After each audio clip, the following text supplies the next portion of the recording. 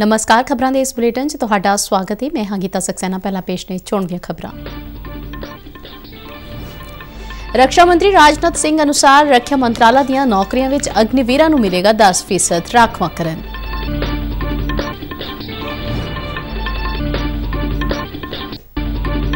केंद्रीय सूचना ते प्रसारण मंत्री अनुराग सिंह ठाकुर ने नौजवानों नूं अग्निपथ योजना दे सारे पक्ष समझण दी कीती अपील। प्रधानमंत्री नरेंद्र मोदी ने अपनी माता हीराबा मोदी दे जन्मदिन ते लिया उन्हां दा आशीर्वाद।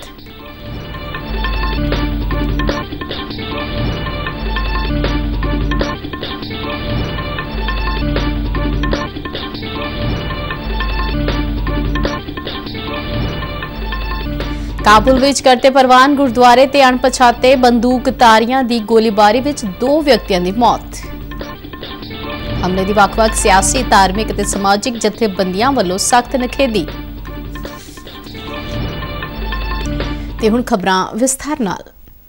रक्षा मंत्रालय ने अग्निपथ योजना बारे अज एक वड्डा फैसला लिया है। रक्षा मंत्री राजनाथ सिंह ने दस्सिया कि इस तहत अग्निवीरां नूं रक्षा मंत्रालय दीआं नौकरियां विच 10% राखवांकरण दिता जाएगा। रक्षा मंत्री ने अज सवेरे नवीं दिल्ली विच अपनी रिहायशगाह ते तिन्नां फौजां दे मुखियां ते होर अधिकारियां नाल गलबात कीती। इस दौरान अग्निवीरां लई रक्षा मंत्रालय दीआं नौकरियां विच 10% राखवेकरण नूं रक्षा मंत्री ने अपनी मंजूरी दित्ती। इधर केंद्रीय गृह मंत्रालय ने अग्निवीरां लई केंद्रीय हथियारबंद पुलिस बल ते असम राइफल्स विच भर्ती लई 10% राखवेकरण दा फैसला लिया है। एक ट्वीट विच गृह मंत्री दफ्तर ने जानकारी दी है। दोवां बलां विच भर्ती लई अग्निवीरां नूं उपरली उमर हद विच 3 साल की छूट दी गई है। अग्निवीर दे पहले बैच लई उमर विच वध तों वध उमर हद विच यह छूट 5 साल की होवेगी। इस तों पहला अग्निपथ स्कीम विच उमर की सीमा 21 साल तो वधा के 23 साल करन दा फैसला किया गया सी। मंत्रालय ने कहा कि इन्हां फैसलिਆਂ ਨਾਲ ਵੱਡੀ ਗਿਣਤੀ ਵਿੱਚ ਨੌਜਵਾਨਾਂ ਨੂੰ ਫਾਇਦਾ ਹੋਵੇਗਾ ਤੇ ਅਗਨੀਪਥ ਸਕੀਮ ਰਾਹੀਂ ਉਹ ਦੇਸ਼ ਦੀ ਸੇਵਾ ਅਤੇ ਆਪਣੇ ਉਜਵਲ ਭਵਿੱਖ ਦੀ ਦਿਸ਼ਾ ਵਿੱਚ ਅੱਗੇ ਵਧ ਸਕਣਗੇ। केंद्रीय सूचना ते प्रसारण मंत्री अनुराग सिंह ठाकुर ने अग्निपथ योजना बारे नौजवानों को हिंसा दा राह ना अपनाउण दी अपील की है। अज उन्हें कहा कि इस योजना के सारे पक्षां नूं जानन दी जरूरत है। मेरा एक और देश के युवाओं से ये अनुरोध भी है, अपील भी है कि हिंसा का रास्ता अपनी बात रखने के लिए ठीक नहीं है। अग्निवीर युवाओं के हित में और देश को और सुरक्षित बनाने के लिए एक युवा आर्म्ड फोर्सेस बनाने के लिए उस दिशा में निर्णय लिया गया है और इसके सभी पहलुओं को जानने की आवश्यकता भी है।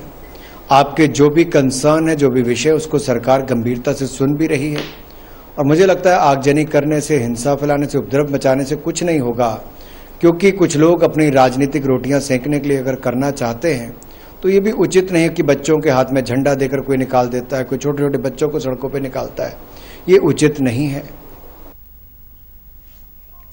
अनुराग सिंह ठाकुर ने कहा कि युवा मामले ते खेड मंत्रालय फौज विच 4 साल की सेवा करके आने वाले अग्निवीरां नूं अपने मंत्रालय राहीं फिजिकल टीचर बनाउण ते भी विचार कर रहा है। हमारा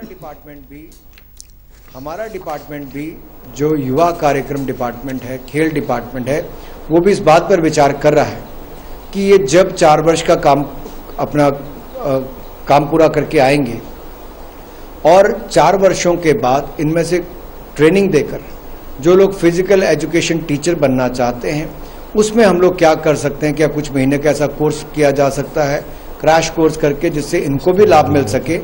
और ऐसे देश भर में लगभग 15 लाख फिजिकल एजुकेशन के टीचर्स अलग अलग राज्यों में ऐसी पोस्टें खाली पड़ी हैं, तो इसका लाभ भी भविष्य में मिल सकता है। केंद्र सरकार ने अग्निपथ योजना बारे कुछ तथ्य लोकां सामने रखे ने। इन्हां राहीं योजना की सही जानकारी दी गई है।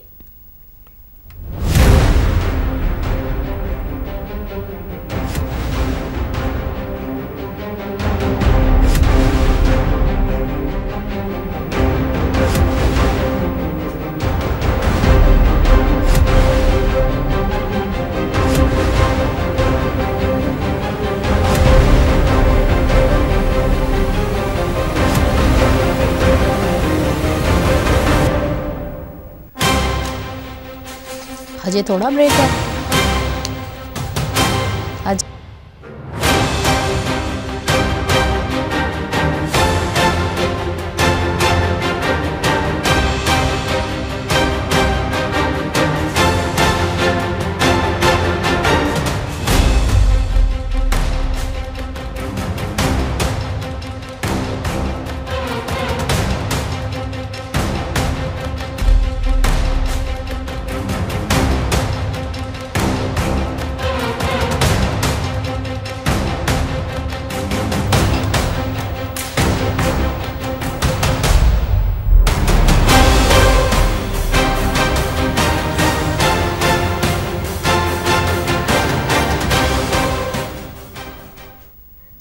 ਕੇਂਦਰ ਸਰਕਾਰ ਵੱਲੋਂ ਫੌਜ ਵਿੱਚ ਭਰਤੀ ਲਈ ਲਿਆਂਦੀ ਗਈ ਅਗਨੀਪਥ ਯੋਜਨਾ ਨੂੰ ਲੈ ਕੇ ਨੌਜਵਾਨਾਂ ਵਿੱਚ ਕਈ ਭੁਲੇਖੇ ਨੇ, ਪਰ ਆਮ ਲੋਕ ਨੌਜਵਾਨਾਂ ਨੂੰ ਇਸ ਯੋਜਨਾ ਦੀ ਸਹੀ ਜਾਣਕਾਰੀ ਲੈਣ ਮਗਰੋਂ ਹੀ ਇਸ ਬਾਰੇ ਕੋਈ ਫੈਸਲਾ ਕਰਨ ਦੀ ਸਲਾਹ ਦਿੰਦੇ ਨੇ।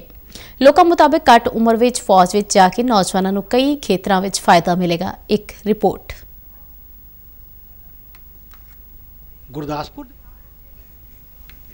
ਅਗਨੀਪਥ ਰਾਹੀਂ ਫੌਜ ਵਿੱਚ ਸ਼ਾਮਲ ਹੋਣ ਲਈ ਰੱਖੀ ਗਈ ਭਰਤੀ ਦੀ ਉਮਰ ਸੰਭਲਣ ਦੀ ਹੁੰਦੀ ਹੈ ਅਤੇ ਜਿਹੜੇ ਬੱਚੇ ਇਸ ਉਮਰ ਵਿੱਚ ਦੇਸ਼ ਸੇਵਾ ਲਈ ਫੌਜ ਵਿੱਚ ਜਾਣਗੇ ਉਹ ਇੱਕ ਅਨੁਸ਼ਾਸਿਤ ਨਾਗਰਿਕ ਬਣ ਕੇ ਸਮਾਜ ਵਿੱਚ ਆਉਣਗੇ। ਇਹ ਜਿਹੜੀ ਉਮਰ ਹੁੰਦੀ ਆ 17 ਸਾਲ ਤੋਂ 21 22 ਸਾਲ ਜਾਂ 23 24 ਸਾਲ 25 ਸਾਲ ਆ ਬੜੀ ਸੰਭਲਣ ਵਾਲੀ ਉਮਰ ਹੁੰਦੀ ਆ, ਜਿਸ ਵਿੱਚ ਕਈ ਨੌਜਵਾਨ ਸਾਡੇ ਅੱਜ ਦੇ ਨਸ਼ੇ ਵਿੱਚ ਪੈ ਜਾਂਦੇ ਆ।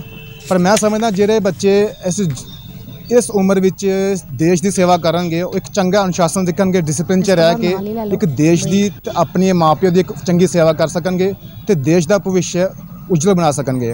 ਇਸੇ ਤਰ੍ਹਾਂ ਅਤੁਲ ਅਗਨੀਪਥ ਯੋਜਨਾ ਵਿੱਚ ਇਸ ਸਾਲ ਲਈ ਉੱਪਰਲੀ ਉਮਰ ਹੱਦ ਨੂੰ 2 ਸਾਲ ਲਈ ਵਧਾਉਣ ਦਾ ਸਵਾਗਤ ਕਰ ਰਹੇ ਨੇ। ਅਗਨੀਪਥ ਯੋਜਨਾ ਜਿਹੜੀ ਸਰਕਾਰ ਨੇ ਲਿਆਂਦੀ ਹੈ ਬਹੁਤ ਵਧੀਆ ਸੀ, ਪਹਿਲੇ ਵੀ ਵਧੀਆ ਸੀ। ਹੁਣ ਸਰਕਾਰ ਨੇ ਜਿਹੜਾ ਸੰਸ਼ੋਧਨ ਕੀਤਾ ਵਾ, ਏਜ ਪਹਿਲੇ 23 ਸਾਲ ਸੀ, ਹੁਣ 21 ਸਾਲ ਸੀ, ਹੁਣ 23 ਸਾਲ ਕੀਤੀ ਆ ਤੇ ਆਪਾਂ ਤੇ ਸਵਾਗਤ ਕਰਨੇ ਉਹਦਾ।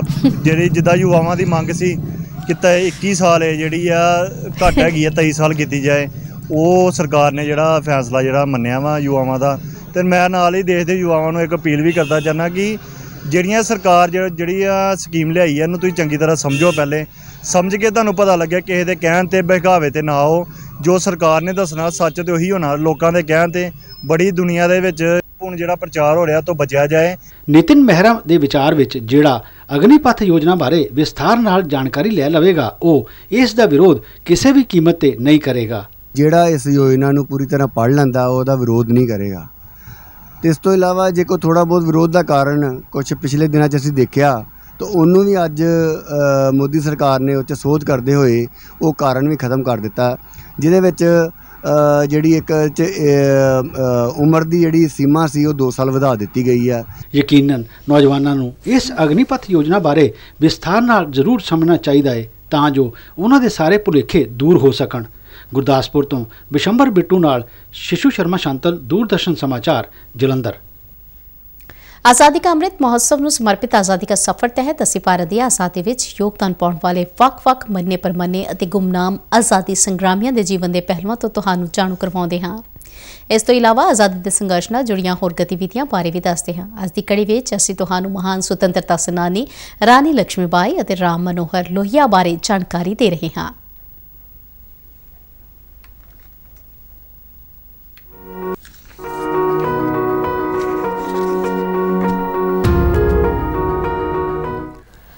ਅੱਜ ਅਸੀਂ ਝਾਂਸੀ ਦੀ ਮਹਾਨ ਸੁਤੰਤਰਤਾ ਸੈਨਾਨੀ ਰਾਣੀ ਲక్ష్ਮੀ ਬਾਈ ਨੂੰ ਯਾਦ ਕਰ ਰਹੇ ਹਾਂ, ਜਿਨ੍ਹਾਂ ਨੇ 18 ਜੂਨ 1858 ਨੂੰ ਮਾਤਰ ਭੂਮੀ ਦੀ ਰੱਖਿਆ ਲਈ ਆਪਣੇ ਪ੍ਰਾਣ ਨਿਸ਼ਾਵਰ ਕਰ ਦਿੱਤੇ।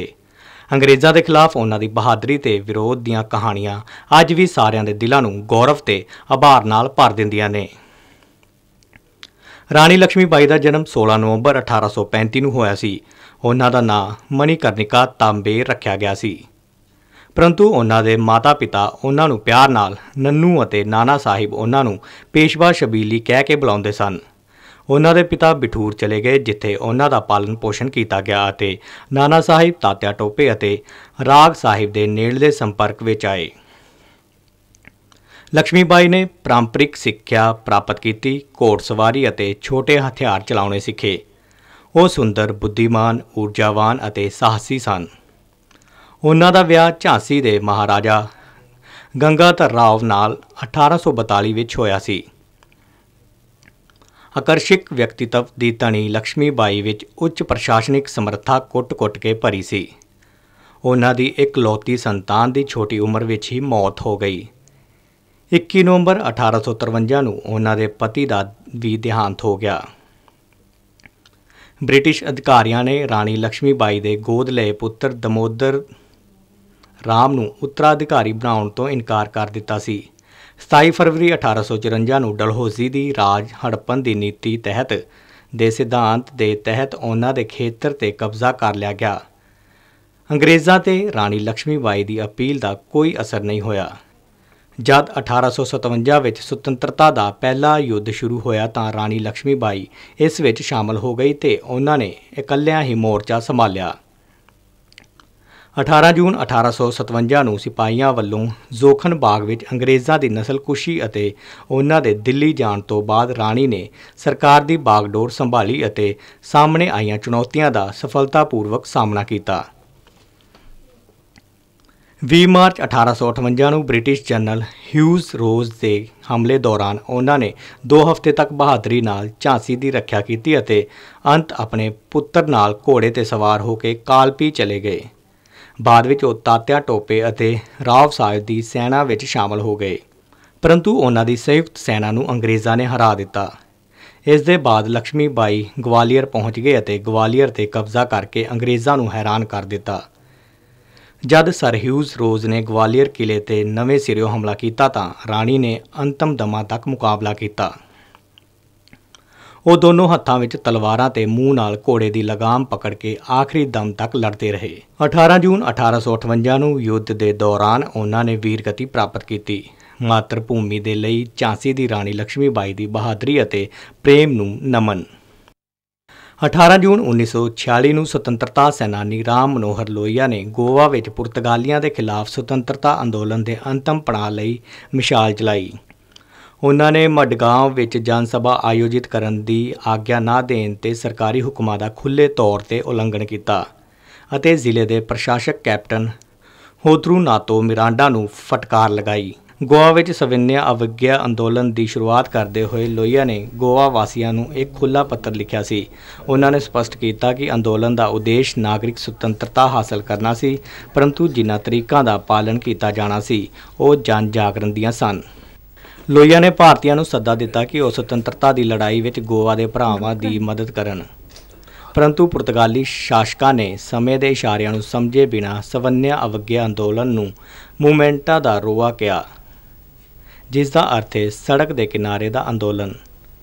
ਹਾਲਾਂਕਿ ਇਹ ਅੰਦੋਲਨ ਪੂਰੇ ਸੂਬੇ ਵਿੱਚ ਫੈਲ ਗਿਆ ਅਤੇ ਗੋਆ ਦਮਨਦੀਪ ਨੂੰ 1956 ਵਿੱਚ ਪੁਰਤਗਾਲੀ ਅਧੀਨਤਾ ਦੇ 451 ਸਾਲਾਂ ਤੋਂ ਬਾਅਦ ਮੁਕਤ ਕਰ ਦਿੱਤਾ ਗਿਆ ਅਤੇ ਇਸ ਤਰ੍ਹਾਂ ਭਾਰਤ ਦੀ ਭੂਮੀ ਤੋਂ ਅੰਤਿਮ ਬਸਤੀਵਾਦੀ ਨਾਮੋ ਨਿਸ਼ਾਨ ਮਿਟਾ ਦਿੱਤੇ ਗਏ।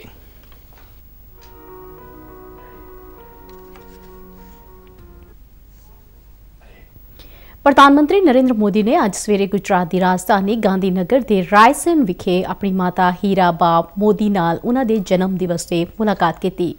ਪ੍ਰਧਾਨ ਮੰਤਰੀ ਨੇ ਆਪਣੀ ਮਾਤਾ ਤੋਂ ਆਸ਼ੀਰਵਾਦ ਲਿਆ। ਪ੍ਰਧਾਨ ਮੰਤਰੀ ਮੋਦੀ ਦੀ ਮਾਤਾ ਅੱਜ ਆਪਣੇ ਜੀਵਨ ਦੇ 100ਵੇਂ ਵਰ੍ਹੇ ਵਿੱਚ ਦਾਖਲ ਹੋ ਗਏ ਨੇ। ਪ੍ਰਧਾਨ ਮੰਤਰੀ ਮੋਦੀ ਨੇ ਆਪਣੀ ਮਾਤਾ ਦੇ ਪੈਰ ਪਾਣੀ ਨਾਲ ਧੋਤੇ ਅਤੇ ਉਸ ਚਰਨ ਅੰਮ੍ਰਿਤ ਨੂੰ ਆਪਣੀਆਂ ਅੱਖਾਂ ਨਾਲ ਲਗਾਇਆ। ਉਹਨਾਂ ਪੂਜਾ ਵੀ ਕੀਤੀ।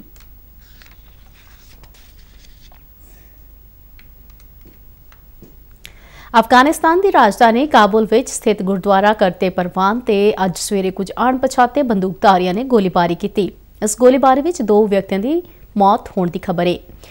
ਗੁਰਦੁਆਰਾ ਦਸ਼ਮੇਸ਼ ਪਿਤਾ ਗੁਰੂ ਗੋਬਿੰਦ ਸਿੰਘ ਕਰਤੇ ਪਰਵਾਨ ਦੇ ਪ੍ਰਧਾਨ ਗੁਰਨਾਮ ਸਿੰਘ ਨੇ ਕਿਹਾ ਕਿ ਬੰਦੂਕਧਾਰੀਆਂ ਨੇ ਅਚਾਨਕ ਗੋਲੀਆਂ ਚਲਾਉਣੀਆਂ ਸ਼ੁਰੂ ਕਰ ਦਿੱਤੀਆਂ। ਵਿਦੇਸ਼ ਮੰਤਰੀ ਡਾਕਟਰ ਐਸ ਜਯਸ਼ੰਕਰ ਨੇ ਇਸ ਹਮਲੇ ਨੂੰ ਕਾਇਰਤਾਪੂਰਨ ਹਮਲਾ ਦੱਸਿਆ ਇਸ ਦੀ ਸਖਤ ਸ਼ਬਦਾਂ 'ਚ ਨਿਖੇਧੀ ਕੀਤੀ ਹੈ। ਆਪਣੇ ਟਵੀਟ ਵਿੱਚ ਉਹਨਾਂ ਕਿਹਾ ਕਿ ਹਮਲੇ ਦੀ ਖਬਰ ਮਿਲਣ ਮਗਰੋਂ ਪੈਦਾ ਹਾਲਾਤ ਤੇ ਕਰੀਬੀ ਨਜ਼ਰ ਰੱਖੀ ਜਾ ਰਹੀ ਹੈ। ਉਹਨਾਂ ਕਿਹਾ ਕਿ ਭਾਈਚਾਰੇ ਦਾ ਕਲਿਆਣ ਸਾਡੀ ਪਹਿਲੀ ਤੇ ਸਰਵਉੱਚ ਚਿੰਤਾ ਹੈ। ਇਸ ਦੌਰਾਨ ਗੁਰਦੁਆਰਾ ਕਰਤੇ ਪਰਵਾਨ ਵਿਖੇ ਅੱਜ ਸਵੇਰੇ ਸਮੇਂ ਅੱਤਵਾਦੀਆਂ ਵੱਲੋਂ ਕੀਤੇ ਗਏ ਹਮਲੇ ਦੀ ਵੱਖ-ਵੱਖ ਸਿਆਸੀ, ਧਾਰਮਿਕ ਅਤੇ ਸਮਾਜਿਕ ਜਥੇਬੰਦੀਆਂ ਨੇ ਸਖਤ ਨਿਖੇਧੀ ਕੀਤੀ ਹੈ। ਮੁੱਖ ਮੰਤਰੀ ਭਗਵੰਤ ਮਾਨ ਨੇ ਇੱਕ ਬਿਆਨ ਵਿੱਚ ਕਿਹਾ ਕਿ ਇਹ ਇੱਕ ਅਣਮਨੁੱਖੀ ਕਾਰਵਾਈ ਹੈ ਤੇ ਉਹਨਾਂ ਦੀ ਪ੍ਰਧਾਨ ਮੰਤਰੀ ਨੂੰ ਕਾਬੁਲ ਵਿੱਚ ਵਸਦੇ ਸਿੱਖਾਂ ਦੀ ਸੁਰੱਖਿਆ ਯਕੀਨੀ ਬਣਾਉਣ ਦੀ ਅਪੀਲ ਹੈ। ਭਾਰਤੀ ਜਨਤਾ ਪਾਰਟੀ ਦੇ ਕੌਮੀ ਜਨਰਲ ਸਕੱਤਰ ਤਰੁਣ ਚੁੱਗ ਨੇ ਕਿਹਾ ਕਿ ਇਹ ਘਟਨਾ ਨਿੰਦਣਯੋਗ ਹੈ ਅਤੇ ਅਫਗਾਨਿਸਤਾਨ ਸਰਕਾਰ ਵੱਲੋਂ ਘੱਟ ਗਿਣਤੀ ਭਾਈਚਾਰੇ ਅਤੇ ਉਹਨਾਂ ਦੀਆਂ ਪੂਜਾ ਦੀਆਂ ਥਾਵਾਂ ਨੂੰ ਪੂਰੀ ਸੁਰੱਖਿਆ ਦਿੱਤੀ ਜਾਣੀ ਚਾਹੀਦੀ ਹੈ। ਸ਼੍ਰੋਮਣੀ ਗੁਰਦੁਆਰਾ ਪ੍ਰਬੰਧਕ ਕਮੇਟੀ ਦੇ ਪ੍ਰਧਾਨ ਹਰਜਿੰਦਰ ਸਿੰਘ ਧਾਮੀ ਨੇ ਅਫਗਾਨਿਸਤਾਨ ਵਿੱਚ ਰਹਿੰਦੇ ਘੱਟ ਗਿਣਤੀ ਸਿੱਖਾਂ ਦੀ ਸੁਰੱਖਿਆ ਲਈ ਪ੍ਰਧਾਨ ਮੰਤਰੀ, ਗ੍ਰਹਿ ਮੰਤਰੀ ਤੇ ਵਿਦੇਸ਼ ਮੰਤਰੀ ਨੂੰ ਤੁਰੰਤ ਠੋਸ ਕਦਮ ਚੁੱਕਣ ਅਤੇ ਉਹਨਾਂ ਨੂੰ ਭਾਰਤ ਲਿਆ ਕੇ ਵਸਾਉਣ ਦੇ ਯਤਨ ਤੇਜ਼ ਕਰਨ ਦੀ ਅਪੀਲ ਕੀਤੀ ਹੈ। ਕਾਂਗਰਸ ਸਾਂਸਦ ਗੁਰਜੀਤ ਸਿੰਘ ਔਜਲਾ ਨੇ ਕਿਹਾ ਕਿ ਅਜਿਹੇ ਹਮਲਿਆਂ ਕਾਰਨ ਸਿੱਖਾਂ ਵਿੱਚ ਚਿੰਤਾ ਤੇ ਡਰ ਦਾ ਮਾਹੌਲ ਹੈ ਅਤੇ ਇਨ੍ਹਾਂ ਸਿੱਖਾਂ ਦੀ ਸੁਰੱਖਿਆ ਲਈ ਤੁਰੰਤ ਠੋਸ ਕਦਮ ਚੁੱਕੇ ਜਾਣੇ ਚਾਹੀਦੇ ਨੇ। ਖਬਰਾਂ ਦੇ ਬੁਲੇਟਿਨ ਸਾਡੇ ਦਰਸ਼ਕ RNU DDK ਜਲੰਧਰ ਦੇ YouTube ਚੈਨਲ, Facebook ਪੇਜ ਅਤੇ Twitter ਹੈਂਡਲ ਤੇ ਵੀ ਵੇਖ ਸਕਦੇ ਨੇ। इस दे नाल ही खबरों का यह बुलेटिन खत्म होता है तो हुण मैं मास्क लगा के स्टूडियो तो बाहर जा रही हाँ। तुसीं भी अपने घरों बाहर निकलण लग्गिया मास्क जरूर लगा के जाओ। इजाजत दिओ, नमस्कार।